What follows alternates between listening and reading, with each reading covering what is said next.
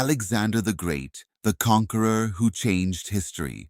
Throughout history, few names carry the weight of legend like Alexander the Great, a man who conquered the known world before his 30th birthday, a general whose military tactics are still studied in academies worldwide, a visionary who spread Greek culture across 3 continents. But who was the real Alexander? The ambitious conqueror? The enlightened ruler, or something far more complex? Welcome to my channel, where history comes alive. Today, we're journeying 2,300 years into the past to uncover the extraordinary life of Alexander the Great, a man who defied the odds, rewrote the map of the ancient world, and left an empire that would shape civilization for centuries to come. Stay with us as we explore the victories that shook empires, the contradictions that defined him, and the legacy that still echoes through our modern world.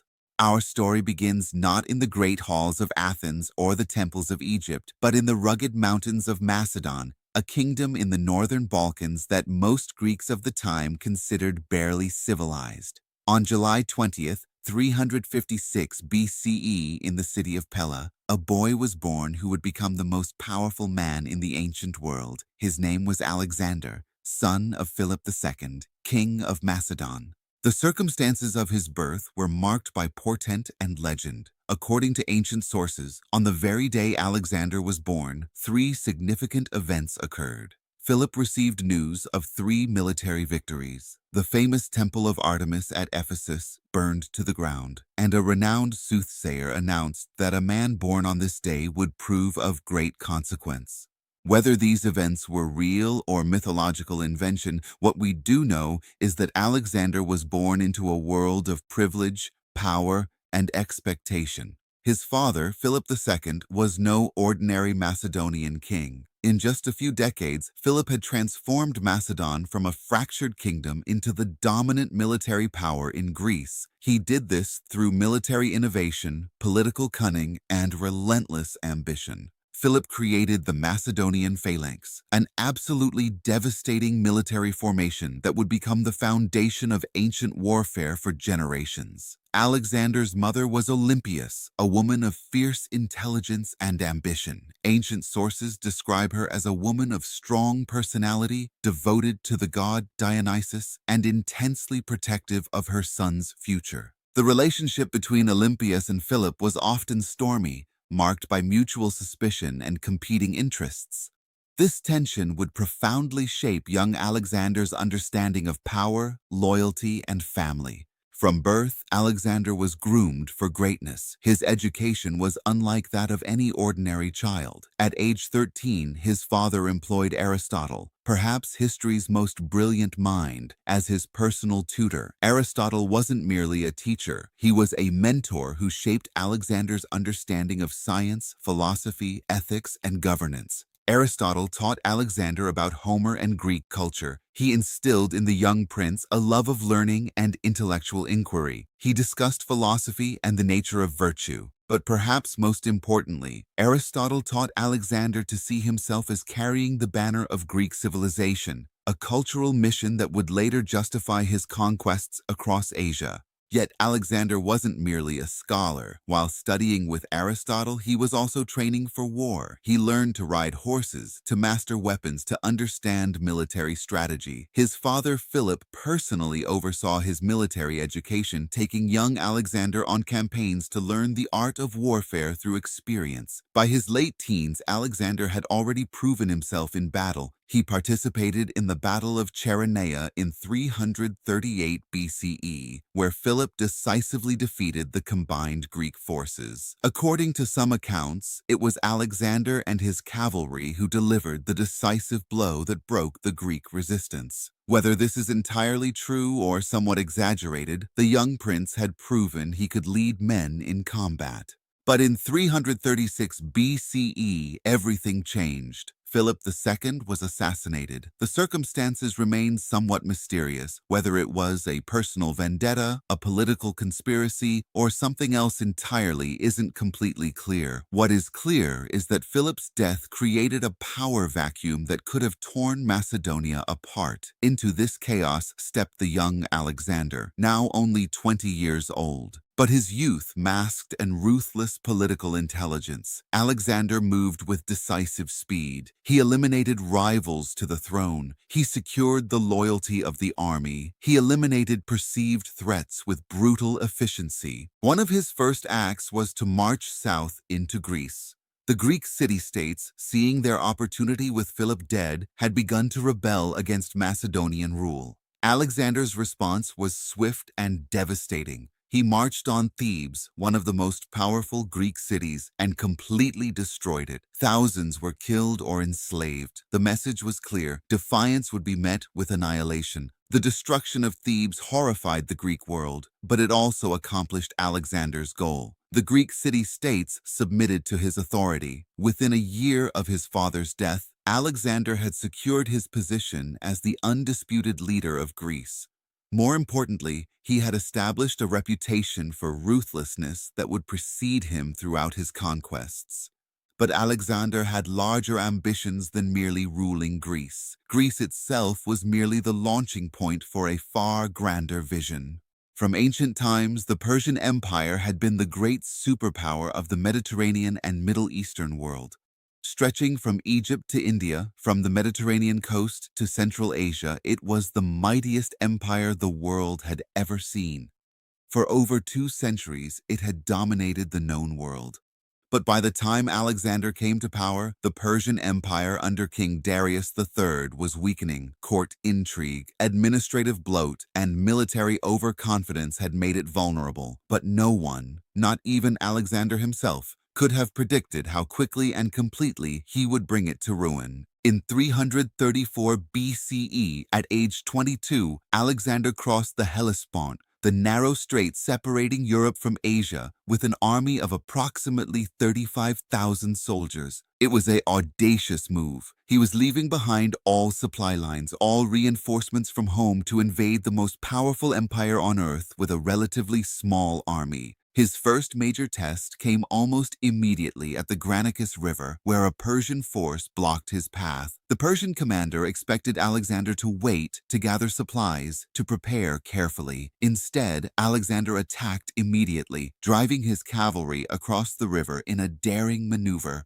The Persians were defeated decisively. This became a pattern throughout Alexander's campaigns: audacity, speed, and brilliant tactical improvisation. He rarely waited for the enemy to be ready. He attacked when and where he wanted. He exploited weaknesses with devastating precision. After Granicus, Alexander moved south along the coast of Asia Minor, methodically taking Persian-held cities. Then came his greatest challenge, the Battle of Issus in 333 BCE. Here, King Darius III of Persia, the great king himself, faced Alexander in person for the first time. Darius commanded vastly larger numbers, perhaps 100,000 soldiers compared to Alexander's roughly 40,000. Darius's plan was to use his numerical superiority to overwhelm the Macedonian forces. But Alexander understood something crucial about warfare that many commanders missed. Numerical superiority matters less than concentration of force,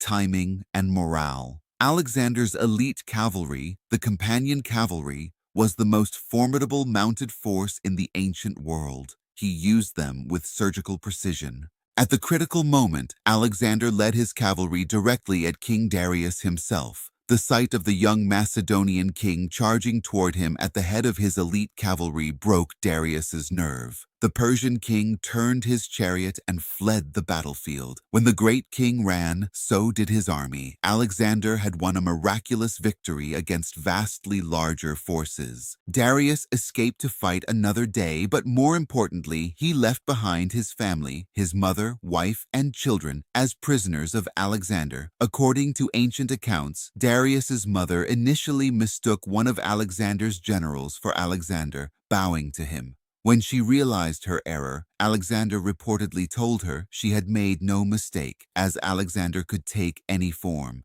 This gracious response toward his prisoners was characteristic of Alexander. He treated the Persian royal family with respect and dignity. Darius's mother became devoted to him. His wife allegedly fell in love with him. Alexander was showing a remarkable ability to not merely defeat his enemies, but to convert them into supporters. After Issus, Alexander could have pursued Darius directly, but he chose instead to consolidate his position. He knew that as long as Persian naval power controlled the Mediterranean coast, Persian reinforcements could arrive by sea. So he systematically conquered the Mediterranean coast of the Persian Empire, what we now call Syria, Lebanon, Israel, and Palestine. The most famous siege during this period was at Tyre, an island city that was virtually impregnable by conventional siege warfare. Alexander reportedly said he would either take the city or die trying. And he meant it. Using innovative engineering, his soldiers built a massive causeway across the sea to reach the island. They constructed siege towers and battering rams.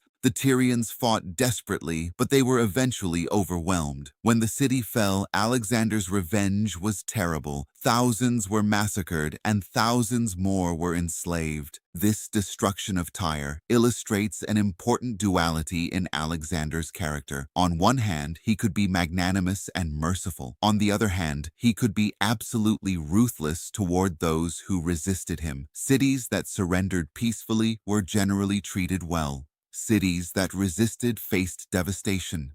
From Tyre, Alexander moved into Egypt.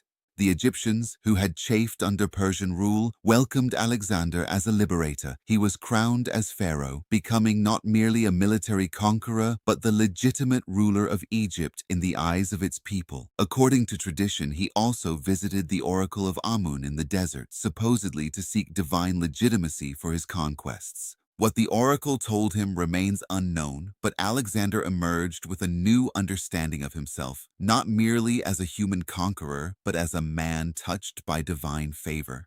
By 331 BCE, Alexander controlled Egypt, the Mediterranean coast, and Mesopotamia. But Darius III still ruled the Eastern Persian Empire, and his forces were regrouping. The final definitive battle came at Gaugamela in 331 BCE in what is now northern Iraq. Darius, having learned from his defeat at Issus, chose his ground carefully. He selected a vast plain where his numerical superiority, he commanded perhaps 250,000 troops compared to Alexander's 47,000 could be maximized. He even had the battlefield smoothed and leveled to make it easier for his cavalry and chariots to maneuver. But Alexander once again refused to fight the battle Darius wanted him to fight. Instead, using brilliant reconnaissance and tactical improvisation, Alexander identified a weakness in the Persian formation and exploited it ruthlessly. He moved his cavalry to strike at just the right moment. Darius, faced with the same sight that had broken his resolve at Issus, Alexander, charging toward him at the head of his elite cavalry, fled once again.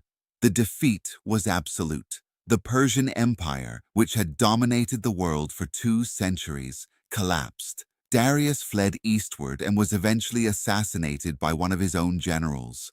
The greatest empire the world had ever seen fell to a 25-year-old Macedonian. After Gaugamela, Alexander controlled the Persian heartland. He pursued Darius across deserts and mountains, finally reaching Babylon, the greatest city in the world and the capital of the Persian Empire. Ancient sources describe how Alexander entered the city and it submitted to him without resistance. The most powerful man in the world had just become more powerful.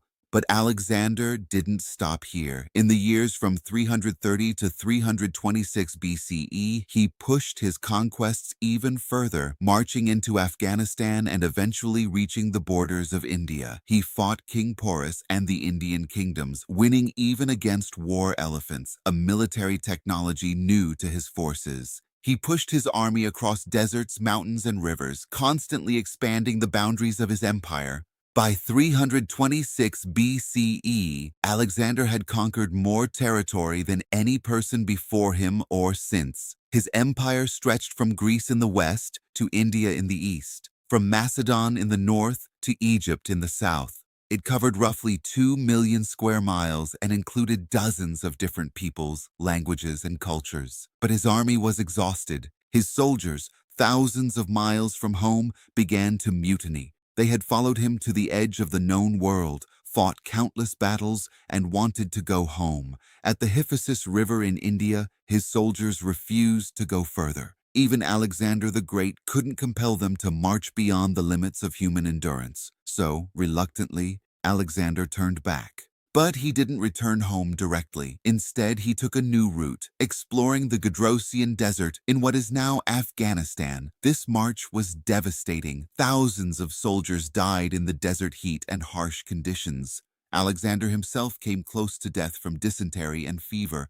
By 323 BCE, Alexander and his remaining forces arrived back in Babylon, the capital of his vast empire. He had been gone for over a decade. He had conquered the known world. He was only 32 years old, but his time was running short.